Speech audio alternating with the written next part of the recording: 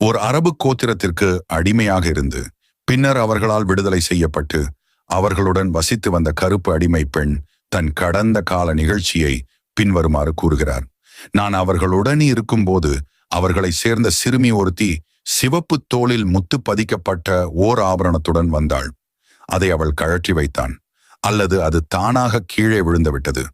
அப்போது அவளருகே வந்த சிறு பருந்து ஒன்று கீழே போடப்பட்ட அந்த ஆபரணத்தை மாமிசம் என எண்ணி தூக்கிச் சென்றது. அவர்கள் தேடி பார்த்தபோது கிடைக்கவில்லை. அவர்கள் என்னை சந்தேகிக்கலானார்கள். என்னுடைய மர்மஸ்தானம் உட்பட பல இடங்களிலும் அவர்கள் தேடி பார்த்தார்கள். அல்லாஹ்வின் மீது ஆணையாக நான் அவர்களுடன் நின்றிருந்த போது அந்த சிறிய பருந்து திரும்பவும் வந்து அதை கீழே போட்டதும் அவர்களுக்கு அருகில் அது விழுந்தது. எதை பற்றி என்னை சந்தேகித்தீர்களோ அதுதான் இது. நான் அதை திருடுவதை விட்டு பரிசுத்தமானவள் என்று கூறினேன். இதன் பிறகு நபி ஸல்லல்லாஹு அலைஹி வஸல்லம் அவர்களிடம்